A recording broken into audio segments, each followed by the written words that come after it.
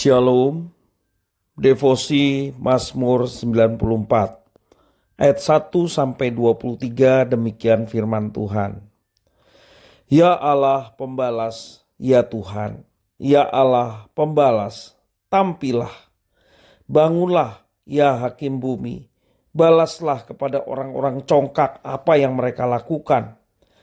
Berapa lama lagi orang-orang fasik, ya Tuhan, berapa lama lagi orang-orang fasik beria-ria. Mereka memuntahkan kata-kata yang kurang ajar, dan semua orang yang melakukan kejahatan itu menyombong.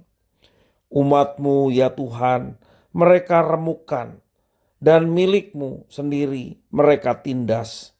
Janda dan orang asing mereka sembelih, dan anak-anak yatim mereka bunuh.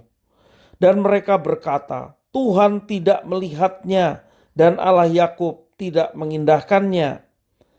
Perhatikanlah, hai orang-orang bodoh di antara rakyat, hai orang-orang bebal, bilakah kamu memakai akal budimu? Dia yang menanamkan telinga, masakan tidak mendengar? Dia yang membentuk mata, masakan tidak memandang? Dia yang menghajar bangsa-bangsa, masakan tidak akan menghukum?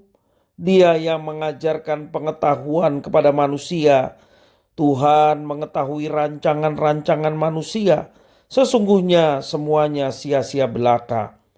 Berbahagialah orang yang kau hajar ya Tuhan, yang kau ajari dari Taurat-Mu, untuk menenangkan dia terhadap hari-hari malapetaka, sampai digali lubang untuk orang fasik. Sebab Tuhan tidak akan membuang umatnya, dan miliknya sendiri tidak akan ditinggalkannya. Sebab hukum akan kembali kepada keadilan, dan akan diikuti oleh semua orang yang tulus hati. Siapakah yang bangkit bagiku melawan orang-orang jahat? Siapakah yang tampil bagiku melawan orang-orang yang melakukan kejahatan? Jika bukan Tuhan yang menolong aku, nyaris aku diam di tempat sunyi. Ketika aku berpikir kakiku goyang, maka kasih setiamu ya Tuhan menyokong aku. Apabila bertambah banyak pikiran dalam batinku, penghiburanmu menyenangkan jiwaku. Masakan bersekutu dengan engkau tahta kebusukan yang merancangkan bencana berdasarkan ketetapan?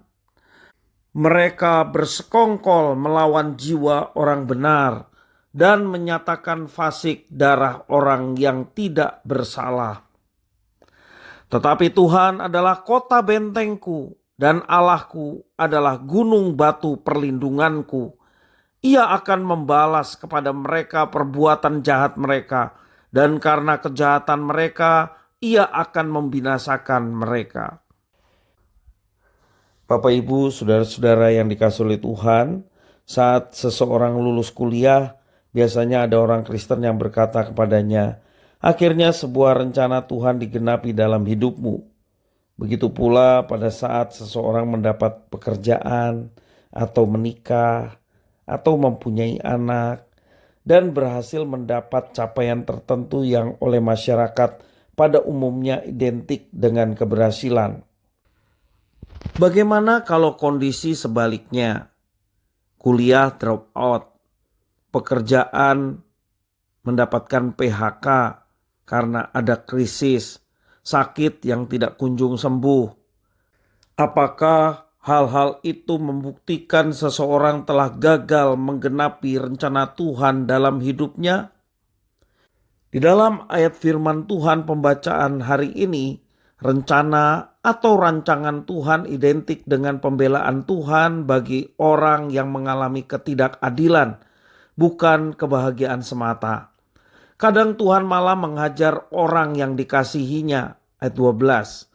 Dan pembelaannya akan berlaku bagi orang yang tulus hati, 22-23. Rancangan Tuhan tidak semata-mata ditentukan dan suatu pencapaian tertentu yang secara manusia tampak hebat dan berhasil.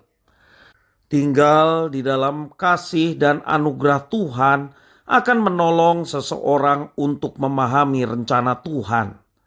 Meskipun Tuhan bisa memberkati seseorang dengan keberhasilan, rencana Tuhan tidak sama dengan keberhasilan. Bila hari ini berhasil, besok gagal, rencana Tuhan tetap ada dan bekerja dalam kehidupan seseorang selama orang tersebut membuka hatinya terhadap berbagai kemungkinan yang ada di hari depan.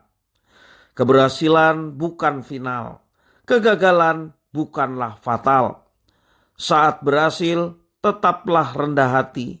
Saat gagal, segeralah bangkit lagi. Saat gagal, sulit mengatakan Tuhan itu baik. Namun, iman meyakini bahwa kebaikan Tuhan ada dalam segala situasi.